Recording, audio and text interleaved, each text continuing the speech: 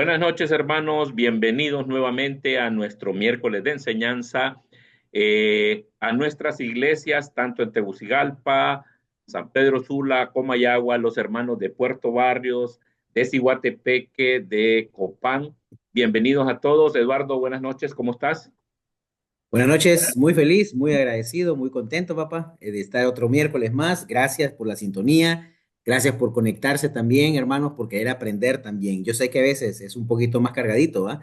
Pero qué bueno que están aprendiendo y créanme, nosotros les sacamos más provecho porque estudiamos muchísimo más para poder compartirles esto, papá. Entonces, felices saludos a todas las iglesias en Honduras y a los que se conectan de otras iglesias, ¿ok?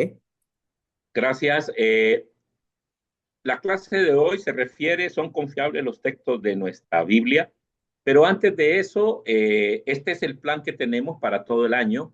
Es la clase que corresponde al mes de abril. Sin embargo, con las clases de discipulado del mes anterior, hay algunas clases que también vamos a ver cómo las desarrollamos más adelante. Eduardo, tal vez nos puedes dar un pequeño resumen de eso para poder comenzar con nuestra clase de hoy. Bueno, sí, básicamente, como recuerden, es bien cargada, esta clase de hoy es cargada porque es importante, porque es una pregunta muy interesante, son confiables los textos bíblicos. Entonces, no quisiera dedicar tanto tiempo a explicar del discipulado, vean la clase, los de San Pedro tuvimos la clase presencial también, vean la grabación también, en YouTube, véanla, vayan, búsquela, ahí está, tenemos esa base de datos increíble ahí de muchas enseñanzas, entonces, aprovechenla ahí porque también vamos a hablar de más clases. Yo llevé la maestría en este periodo y sigo, porque estoy terminando la clase del discipulado en la era actual y tengo muchas cosas interesantes de compartirles y que hemos aprendido de maestros de nuestras iglesias. Entonces, vamos a elaborar un par de clases más para las iglesias en Honduras, ya sea que vayamos allá a darlas presencial, no sé, vamos a ver cómo nos ajustamos o si las hacemos acá grabadas, porque es bastante trabajo también, pero pero sí vamos a seguir aprendiendo de eso, papá. Pero hoy vamos a meternos de lleno en el tema de la confiabilidad de nuestra Biblia. Sí, claro que sí, pero antes vamos a orar para que Dios se quede en Así. control de esta transmisión. Acompáñeme a orar. Señor y Padre Celestial, muchísimas gracias, Padre, por permitirnos reunirnos por este medio para las iglesias de Honduras, Padre. Permite que el día de hoy sea muy especial y que todos podamos aprender muchísimo de lo que tú has dejado en cada una de las palabras que tú nos has dejado escritas, que es la Biblia, Padre. Hoy vamos a conocer mucho de cómo se formó, de muchas interioridades, de dónde existe, cómo se formó la Biblia y muchos datos históricos importantes que necesitamos conocer para cada discípulo, Padre, que sea de mucho beneficio y ayúdanos a nosotros a ser esas personas que llevamos las cosas sencillas para nuestros hermanos en todas las iglesias de Honduras. Gracias, Padre, nuevamente por ser tan especial, por darnos la oportunidad de poder compartir con nuestros hermanos. Y es en el nombre de Jesús que oramos. Amén. Amén. Gracias, papá. Bueno, voy a compartir ya la pantalla para ir de lleno ya. Recuerden el tema, ¿cuál es? La confiabilidad. ¿Sí estás viendo la pantalla, papá? Sí, sí, sí, está bien. La confiabilidad de los textos de nuestra Biblia es entender qué tan confiable es que la Biblia que tengo hoy, porque recordemos que la Biblia que tengo hoy no es un documento que lo mandaron ayer o que tenemos, digamos, que Dios mismo lo está reescribiendo y mandándolo desde el cielo, ¿no? Porque algunos piensan que tal vez sea así, pero en realidad es a través de un trabajo histórico también de personas muy especialistas también que han logrado reconstruir, digamos, lo que es la revelación de Dios para nosotros que fue dada a través de la historia. Entonces, hay unas preguntas importantísimas que nos hacemos normalmente. Bueno, la primera sería que la gente de hoy se hace, que es relevante que lo hagan. Por cierto, esta semana reciente que pasó, la semana pasada, estuvo de visita acá Chris Reed, también en las iglesias en Comayagua y Tegucigalpa. Y es importante, yo le preguntaba a él acerca de cómo evangelizaban, porque él estuvo evangelista ahí en Suecia, en Dinamarca, esa zona de ahí, y él hablaba que el ateísmo es grandísimo en esa zona. Entonces, una de las cosas que tienen que enseñar ellos es demostrar por qué la Biblia es un texto confiable. Esa es de las cosas más importantes para la evangelización en Europa. Aquí, por ejemplo, pensamos a veces como lo damos por sentado, aquí la mayoría o es católico o es evangélico, o viene de una familia que tiene esa idea. El ateísmo no es tan disperso, tan amplio, digamos, pero sí lo hay y está creciendo también, hay que tener cuidado.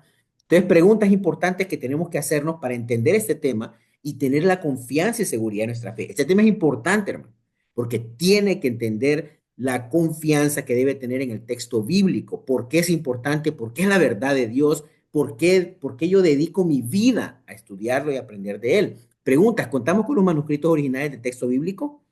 ¿Será que contamos con el libro original escrito por Moisés o por los profetas, el profeta Isaías? Es una pregunta seria que vas a tener que saber responder a alguien que te lo pregunte. ¿Quién nos garantiza que los textos no han sido adulterados? Ah, si ha pasado tanto tiempo, ¿qué tal que no hay, como decimos acá los catachos, no hay mano peluda ahí, alguien metió algo y agregó cosas y le puso cosas a su conveniencia, ¿no? Otra pregunta, ¿la Iglesia Católica Romana seleccionó unos libros y ocultó otros para que no aparecieran en la Biblia? ¿Será que la Iglesia Católica tiene un complot y una conspiración que nos ocultó y destruyó alguna parte de la revelación de Dios? Y bueno, otra importante, ¿qué pasaría si se descubriera un nuevo manuscrito cristiano que afirma ser inspirado por Dios? Y que dijera cosas contrarias a lo que nosotros estamos creyendo hoy. ¿Qué pasaría? ¿Temblarían sus cimientos, mi querido hermano? ¿Estarías nervioso? Ay, ¿qué hacemos con esto?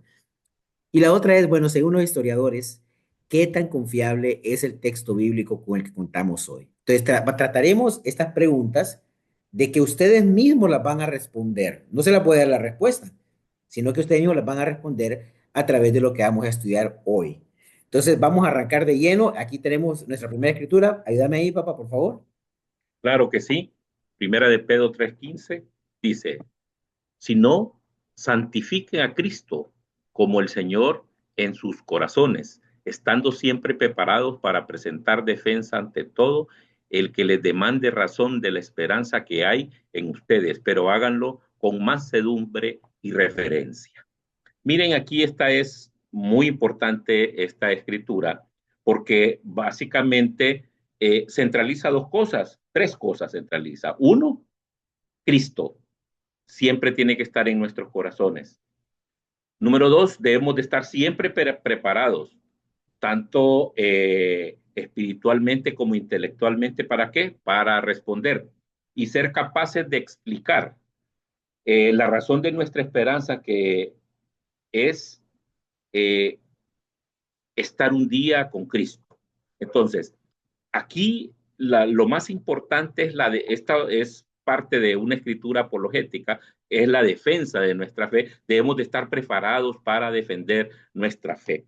¿De dónde viene todo esto? Y me gusta mucho lo que habla esta versión que estamos viendo ahorita, porque se centra en que debemos de estar preparados para ofrecer una defensa razonada de nuestra fe.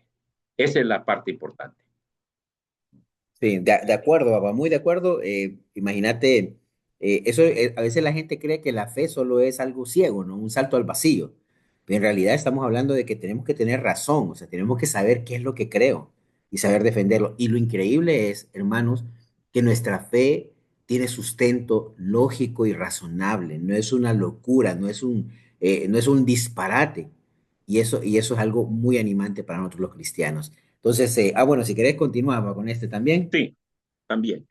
La confiabilidad del texto bíblico. Hay dos partes, la precisión histórica y el proceso de selección, que le llamamos básicamente la crítica textual y la canonicidad.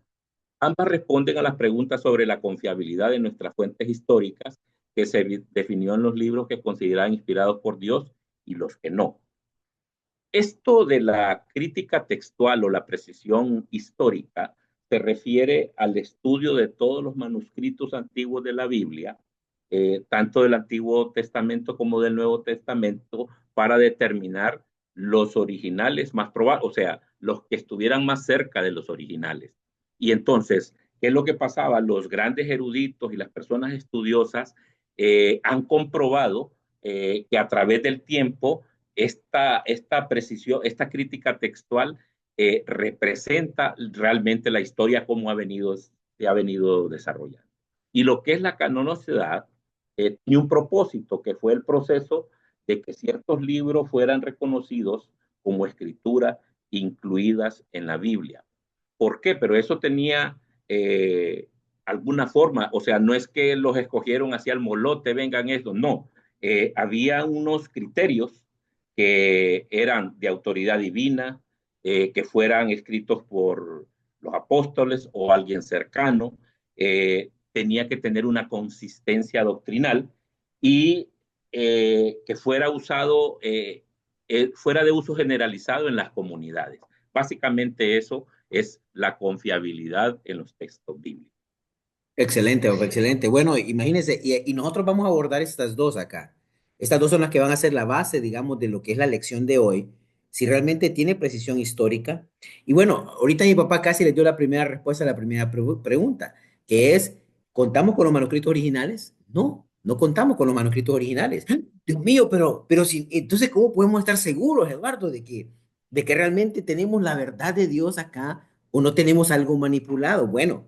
También hay formas de hacerlo también, pero en primer lugar es imposible porque los primeros textos se hacían en pergamino, luego en papiro, y son materiales perecederos, ¿no? Son materiales que con el tiempo iban a deteriorarse, entonces por eso el copiado era importante y los judíos y el pueblo de Israel que creció con una cultura donde te creían en la revelación de Dios, ellos hacían las copias muy fieles y por eso viene la crítica textual, arma todas estas copias como un rompecabezas, ¿va? Para poder formar lo que hoy tenemos como el texto, la conclusión de la palabra que iba ahí, palabra por palabra.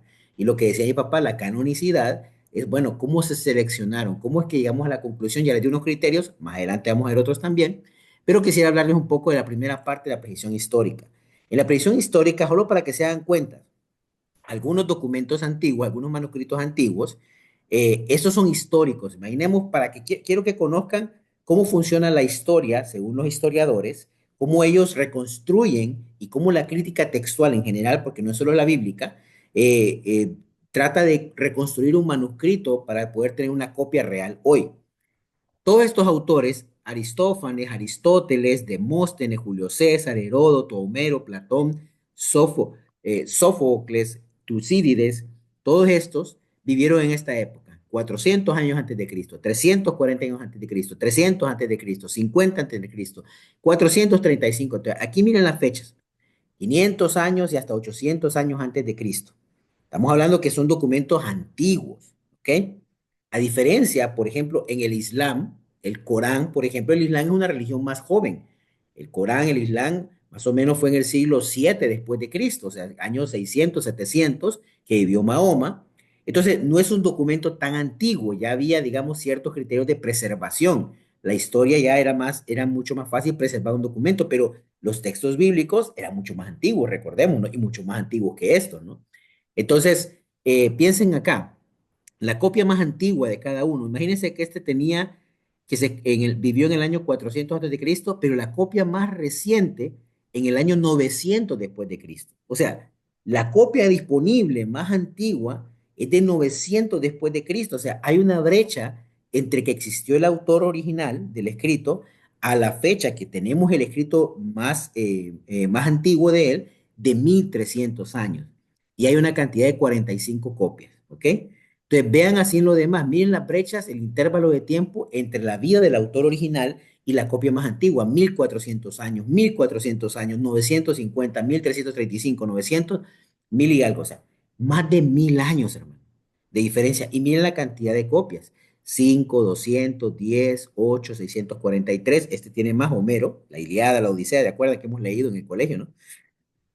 Platón, sí, 15, y 7 y 8.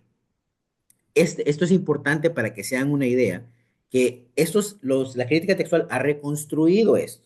Y tenemos documentos de Aristófanes, de Aristóteles y todo eso, pero imagínense, los documentos más antiguos están distantes 1440 años. Sí, es algo impresionante.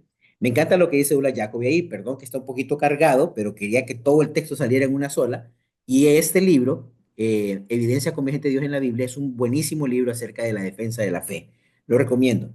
Dice Douglas Jacobi ahí, aunque el primer fragmento de papiro, hablando de la Biblia, de papiro, data del 120 después de Cristo, esto es del Nuevo Testamento, ¿ok? del 120. O sea, está hablando que el primer siglo, acaba de terminar el primer siglo. Manuscritos de libros enteros del Nuevo Testamento datan desde antes del 200 después de Cristo. O sea, el año 200 ya teníamos manuscritos enteros del Nuevo Testamento. Y la copia más antigua del Nuevo Testamento completo, como lo conocemos hoy, data del 325 después de Cristo. O sea, 300 años, o sea, no han pasado 200 y pico de años por ahí, casi 300 años, menos de 300 años desde que Jesús murió, y menos de 200, como 250 años desde que se escribieron los libros, ¿no?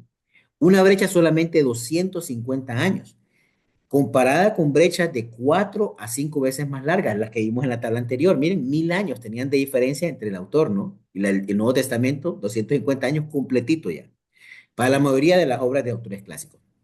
La brecha para la mayoría de los libros del Antiguo Testamento en comparación es tan pequeña como de 200 a 400 años. El Nuevo Testamento griego es preservado en más de 5000 copias. ¿Se acuerdan allá? Había el máximo, tenía 605, 40 copias del Nuevo Testamento en griego completo. Hay más de 5000 copias.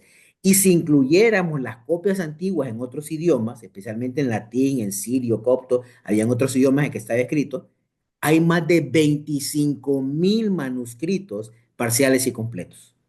¿Ven la cantidad de evidencia histórica que tenemos para reconstruir el texto original?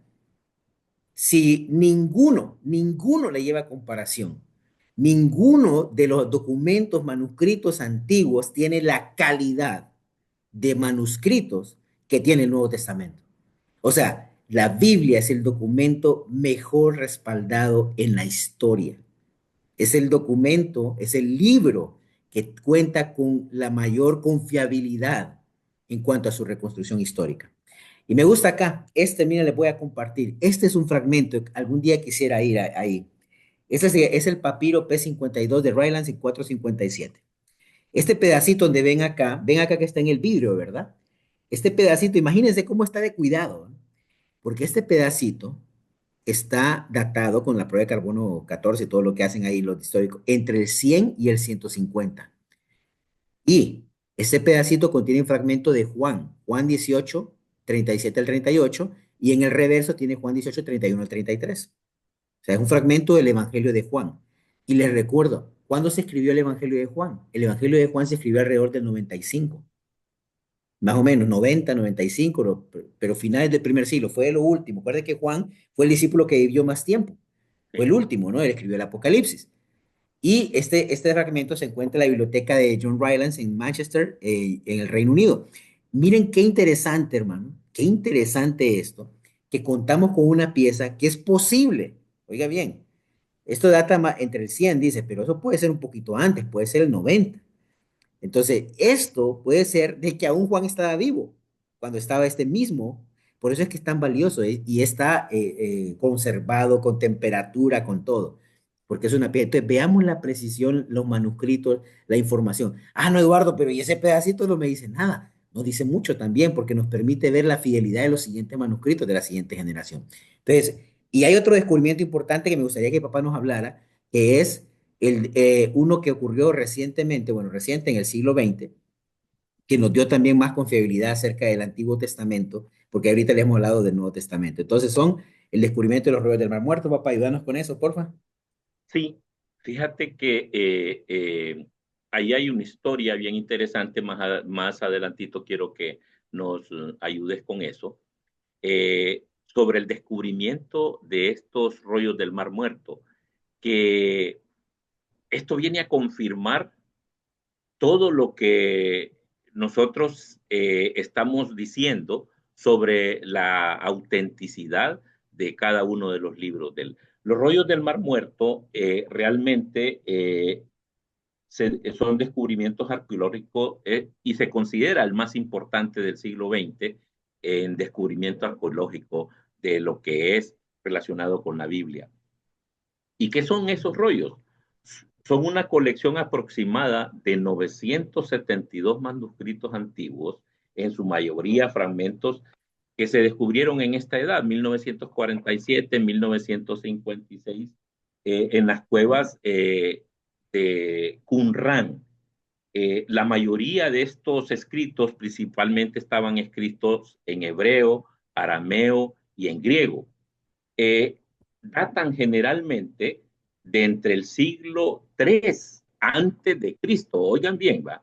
Estos Ujú. vienen a confirmar que la Biblia eh, realmente es igual porque confirman la autenticidad de las copias que nosotros tenemos adelante, estas copias del tercer siglo antes de Cristo y del siglo primero después de Cristo, lo que los convierte en los documentos más antiguos que se conservan según después de la construcción del segundo templo judío y antes de la época de Jesús, donde vivieron todos sus seguidores. Se cree que estos escritos fueron escondidos por una comunidad judía, probablemente los esenios que vivían ahí en Qumran. Estos esenios fueron los que se dedicaron, se separaron de toda comunicación con la gente y se fueron y ahí estuvieron compartiendo esos libros que tuvieron. A mí me gustaría, Eduardo, que pudieras compartir lo de la historia de este muchacho que Sí, encontró esas. sí, como dice mi papi, miren, este descubrimiento es súper importante y es de algunos, no sé si algunos de nuestra iglesia estaban vivos ya en ese tiempo, hermanos. Algunos estuvieron cuando ocurrió eso, ¿no? En el 47, 1947. Este muchacho, Muhammad o Mohamed, no sé cómo se pronunciará, Ed Dib, era un cabrero, un pastor de cabras de 16 años. Viene él y tira una piedra por ahí, andaba ahí en el desierto de Qumran, como mi papá les había explicado, esta comunidad de esenios, antes de Jesús, en los tiempos, digamos, unos ciento y pico años antes de Cristo, los judíos habían adoptado algunas prácticas, digamos, de los griegos, que habían grupos como estaban los Hasidín, le llamaban, los Hasidín era el grupo conservador de donde nacen los fariseos, y estaban los otros, los que eran los helenizadores, que eran ya más se habían adaptado más a la cultura griega, los aristócratas, de donde vienen los saduceos. ¿Se acuerdan cómo es de Jesús? Pero estaba un grupo de estos hasidín que salen los esenios también. Los esenios son los que van a vivir a unas cuevas alejados, se viven como en monasterios. Y esta gente era muy devota, muy monástica en el sentido de que a veces no querían ni casarse, se dedicaban a la oración, la meditación y a escribir, también a preservar los libros. Y en estas cuevas, donde este niño, tirando una piedra, escucha un hueco, como una jarra.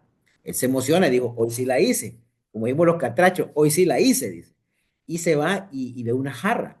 Y dice, bueno, voy a encontrar oro o algo, algún tesoro. Y lo que encontró en realidad fueron pergaminos.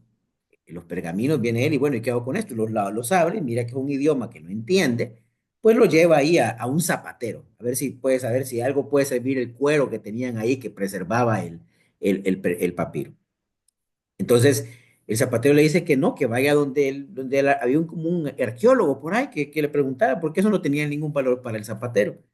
Y se dan cuenta de que tienen ahí una de las joyas más grandes, con este descubrimiento casual, 1947, donde realmente tienen estas cuevas de Qumran, documentos, como decía mi papá, donde hay documentos no solamente del Antiguo Testamento, habían textos casi completos del libro de Isaías. Y algo que es interesante darse cuenta, creo que aquí lo pusimos, ahí está, que antes de los ríos del Mar Muerto, porque mi papá les mencionaba, datan algunos desde el siglo III antes de Cristo hasta el siglo I. Al parecer, estos esenios, ellos guardan todo esto porque ustedes recuerden que en el año 70 después de Cristo, se destruye el templo. Entonces, viene la caída del judaísmo. Entonces, ellos guardan y preservan toda esta información. Y hay mucha información más. Pero tienen ahí, imaginemos que lo que más teníamos nosotros, que hicieron también los judíos, tenían textos que nos servían a nosotros para poder tener la traducción del Antiguo Testamento. Teníamos copias del 1009 después de Cristo. Pero ahora tenemos copias del siglo III. ¿Se dan cuenta? O sea, pasaron 1000 años, más de 1000 años del siglo I, más de 1000 años de manuscrito ahora. Y lo increíble es que muchos de estos textos, la similitud, la precisión, al compararlos con lo que ya tenemos nosotros 1000 años después, tiene apenas unas pequeñas variaciones que no afectan en nada la doctrina y la enseñanza que está transmitida ahí. como errores ortográficos, como errores de notas, como errores de palabras, así. Pero estas copias, ¿cómo puede ser posible? Yo quiero que te hagas esta pregunta. ¿Cómo es posible que yo pueda encontrar una copia de un documento 1000 años? Hoy para nosotros no, tal vez no tiene sentido, porque eso lo hacían a mano, hermano. Esto no es como hoy, que yo le copio y usted lo sube a la nube. Ahora, ya esa información va a quedar ahí para 1000, 2000, 3000 años. Pero esta información, lo que teníamos con fecha de 1000 después de Cristo, lo volvemos a comparar con algo que encontré de 1000 años antes y es casi idéntico. ¿Cómo puede ser esto posible?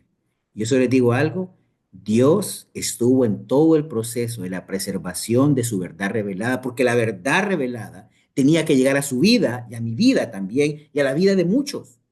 Y Dios preservó toda esta información, todos estos rollos, para que el día que usted abre su Biblia hoy, se dé cuenta del poder que hay ahí, del poder de Dios y el Espíritu Santo que ha preservado su verdad para que usted transforme su vida y se rinda a Él. ¿Se dan cuenta? Es impresionante, ¿no, papá? Y bueno, me emocioné un poco acá, pero quería contar un Sí, poquito la historia. ¿Tenés algo sí, más, papá? sí, Em, sí. La siguiente, siempre, esta... la siguiente, sí, ahí está bien.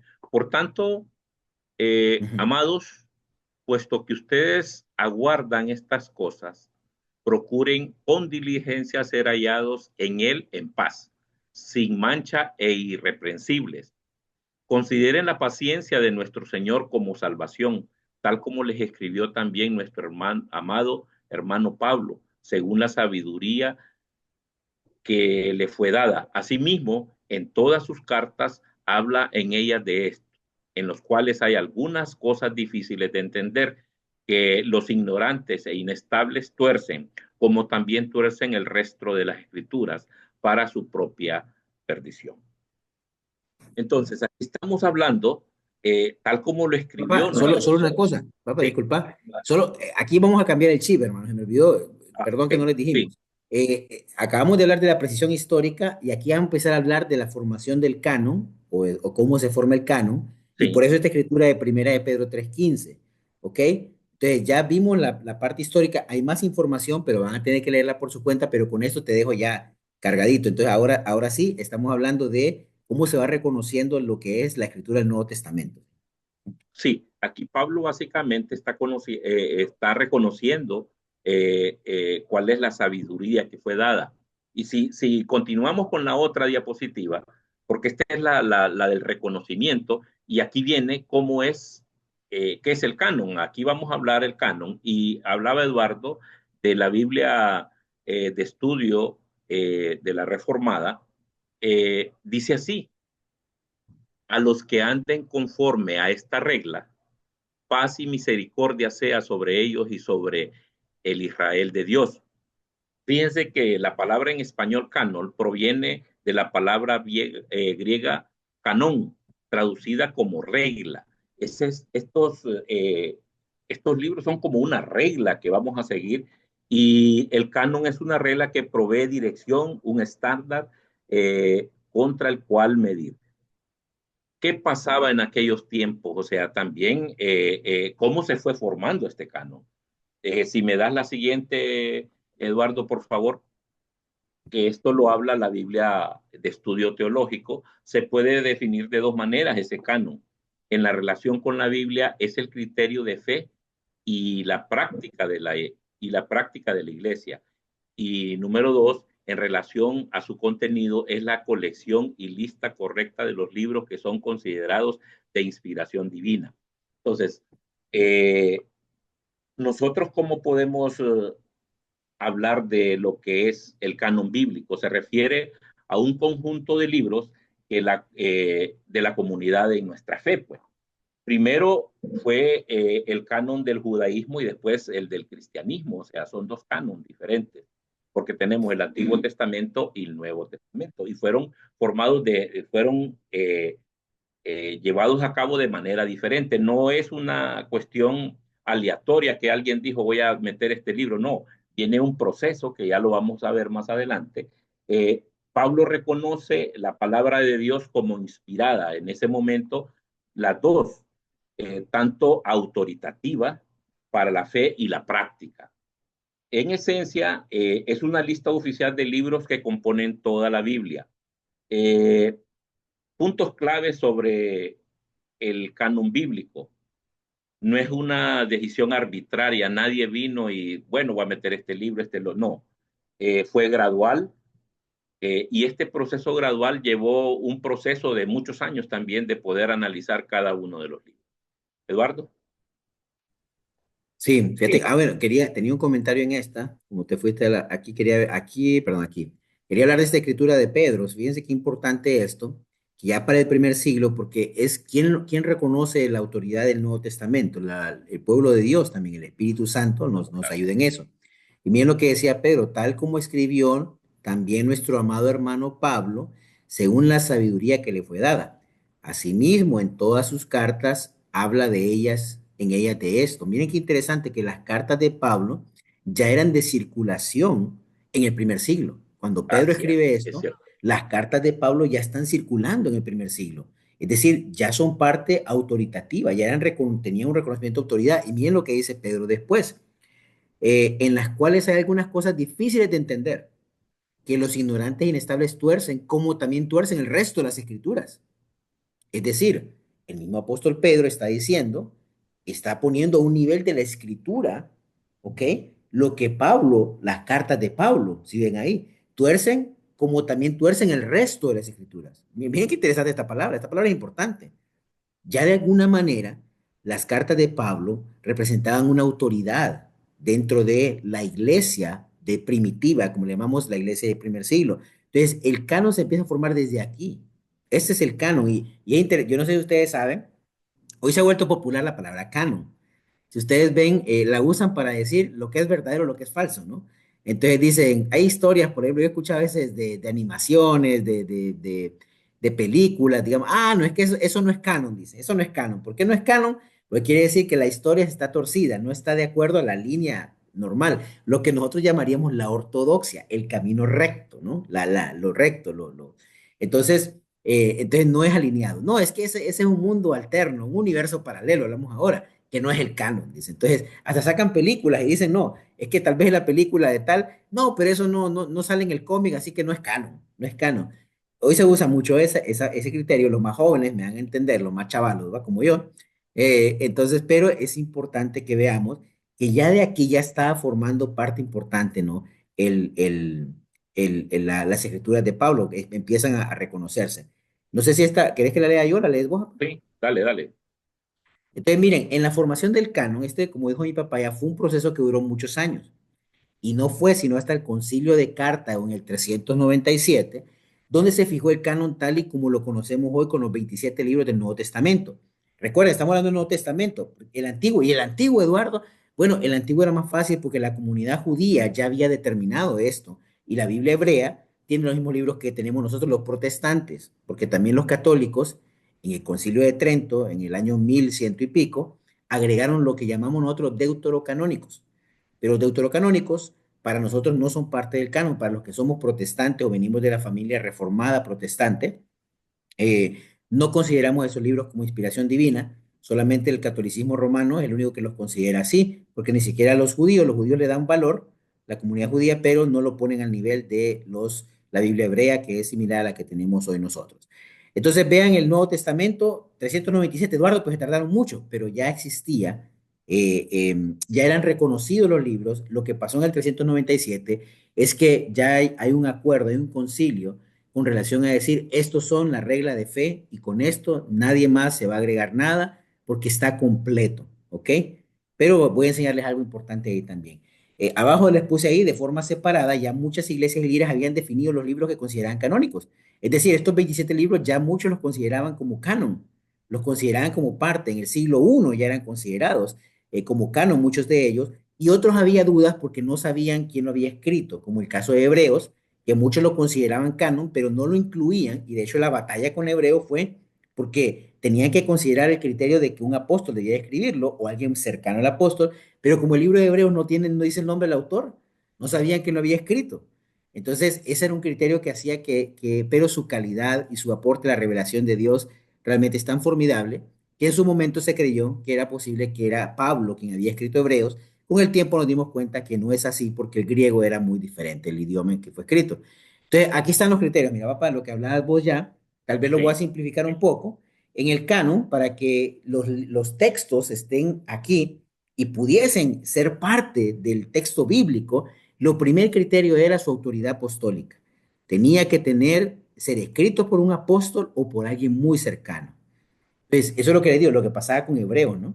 Hebreos no dice quién lo escribió, entonces, a pesar de ser una joya, y ese libro, el libro, de acuerdo a los que saben el griego del primer siglo, bíblico, eh, afirman que es la obra más exquisita de griego, con el griego más elevado y más culto de todo el Nuevo Testamento. Ningún autor de todo el Nuevo Testamento escribió un libro con tanta calidad literaria como el libro de Hebreos. Es el mejor libro, digamos, y su contenido también es profundísimo, ¿no? Es una prédica increíble. Entonces, como no sabían quién lo ha escrito, entonces tardó en que se pusieran de acuerdo, no sé si ponerlo, no sé si no, pero todo lo consideran autoritativo ya. Entonces, esa era una. Rectitud y conforme a la doctrina, lo que conocemos como la ortodoxia, es, bueno, ¿este libro habla conforme a la doctrina o no?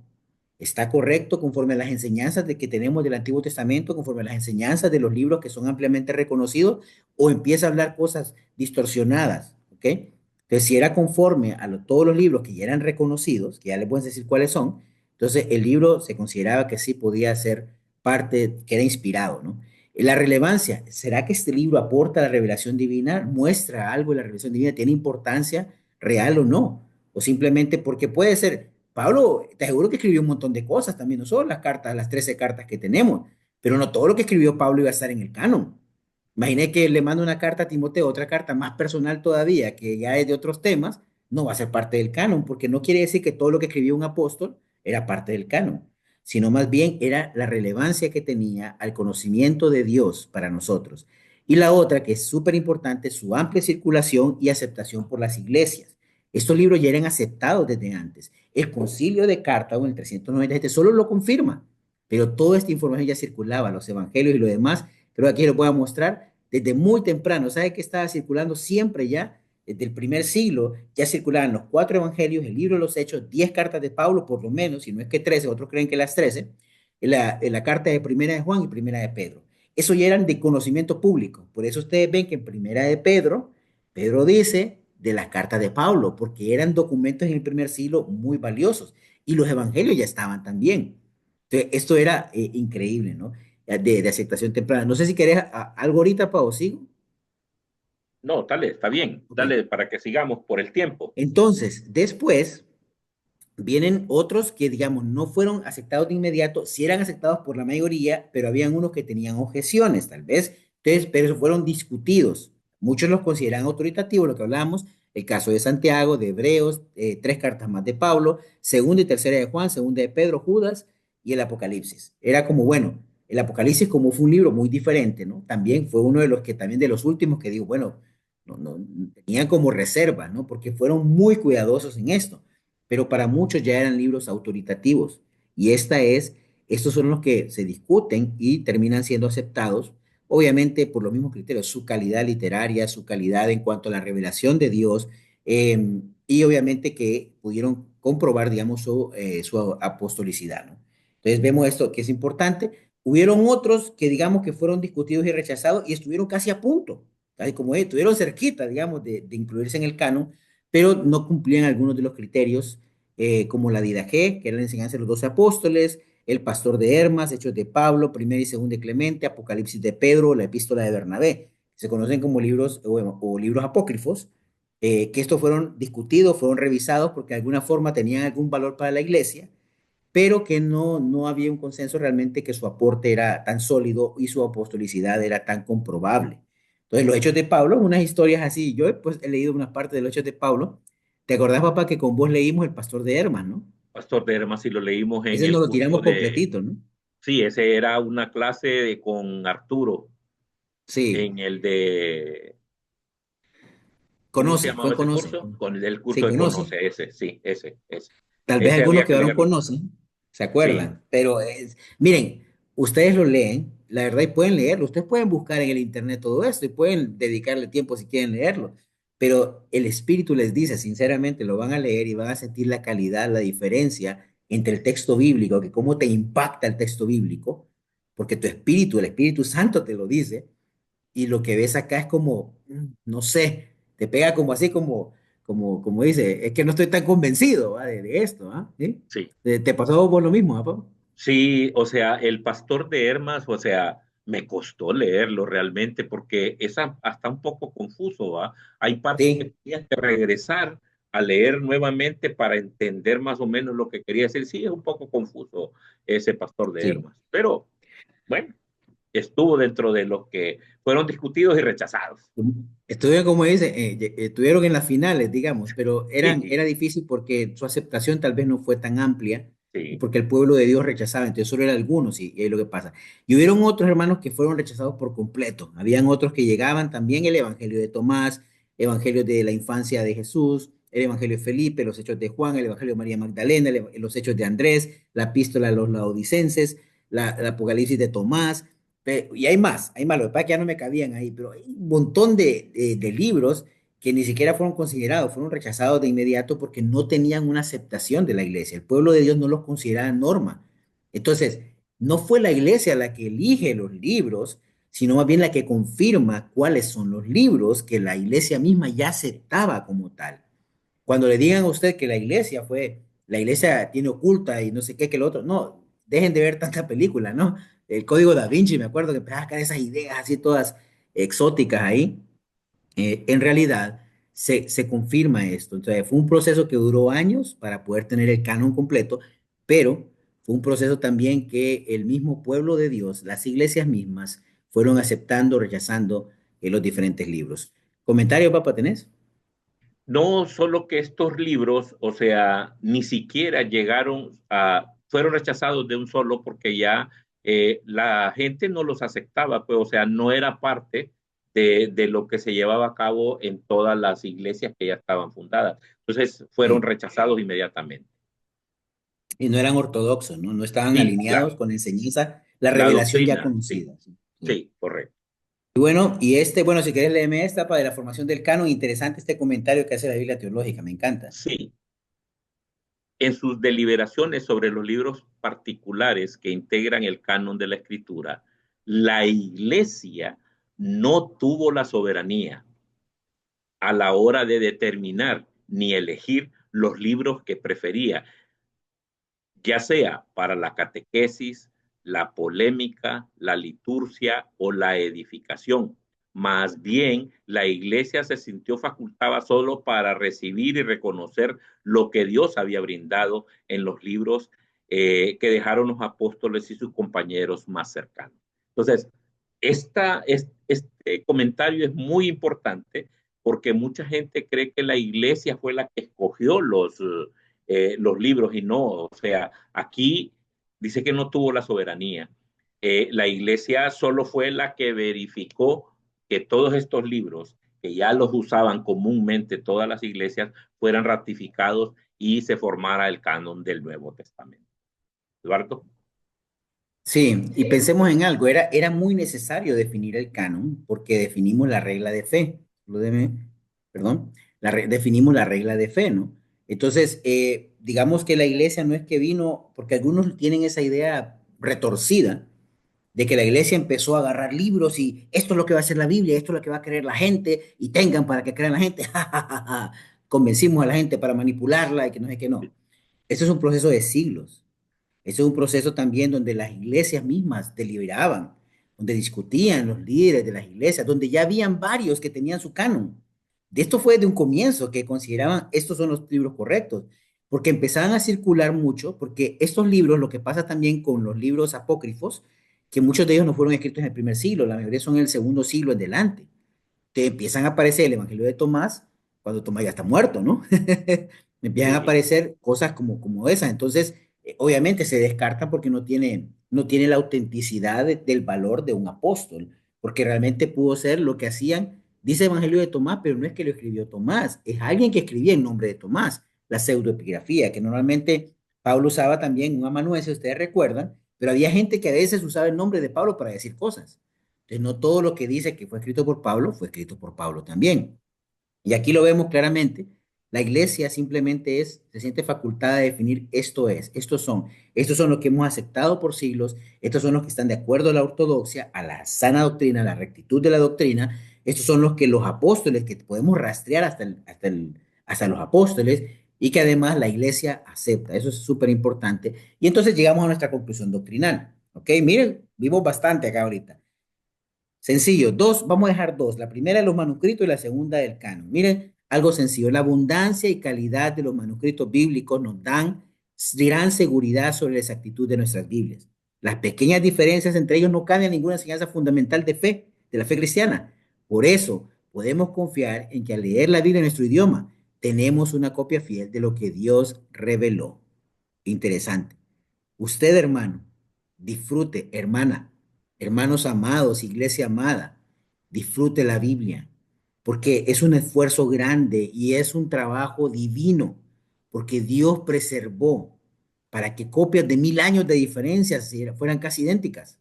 Eso es algo imposible, hechas a mano, y que si la van copiando por 1000 años, la van copiando, imagínate 1000 años, hermano, no nos cabe en la cabeza y que sigan con ese nivel de precisión nos muestra también la rectitud el compromiso de los copistas, ¿no? Según. Entonces tenemos la palabra de Dios revelada, no tenemos que tener duda, tenemos que tener confianza.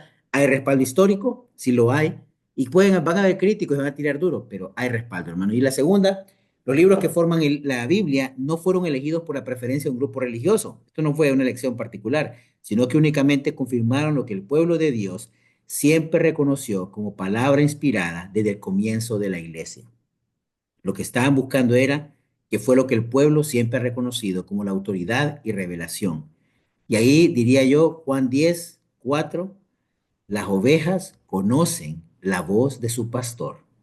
Y eso es así. Ustedes mismos van a darse cuenta cuando lean, pueden leer estos apócrifos, estos libros, y ustedes, sin verdadero discípulo, usted se va a dar cuenta no va a escuchar la voz de su pastor ahí, no la va a escuchar, pero cuando lee la Biblia, sin duda, cala en nuestros corazones profundamente. ¿Algún comentario, papá? Ya para terminar, hoy logramos el tiempo casi, ¿va? Estamos más o menos Sí, casi, sí. sí, estamos dentro del tiempo, estamos terminando. Eh, Básicamente esto, como decías, no es que alguien se lo inventó y que vino, es la revelación total de Dios. Sabemos que la revelación total de Dios vino con Jesucristo, nuestro Señor y Salvador, y nos dejó estos escritos para que sigamos nosotros con esa fe, con esa voluntad de ser las personas que Él quiere que seamos. Por mi parte, buenas noches. No se olviden de nuestros pilares: amor, doctrina, compromiso. Buenas noches, hermanos. Sí, sí, gracias, papá. Y bueno, igual, hermanos, gracias. Tengan confianza, lo que les digo. Tenemos un libro confiable históricamente, con precisión histórica. Un manuscrito antiguo que tiene la mayor cantidad de respaldo y de confiabilidad de la historia. Si la Biblia no es confiable históricamente, nada lo es, nada lo es. Y el proceso de formación del canon, hay que agregaron, que no agregaron, este es un proceso que no fue un proceso como mi papá arbitrario, a lo loco, sino simplemente fue el reconocimiento de estos libros y el Espíritu Santo guía este proceso. No se olvide, las ovejas reconocen la voz de su pastor y ustedes mismos también la van a reconocer. Por mi parte, buenas noches. Vamos a seguir hablando de la inerrancia bíblica, los errores, los aparentes contradicciones de la Biblia en el siguiente episodio de estas dos sesiones que hablamos acerca de la Biblia, su confiabilidad y su infalibilidad y precisión. Que descansen y pasen buenas noches.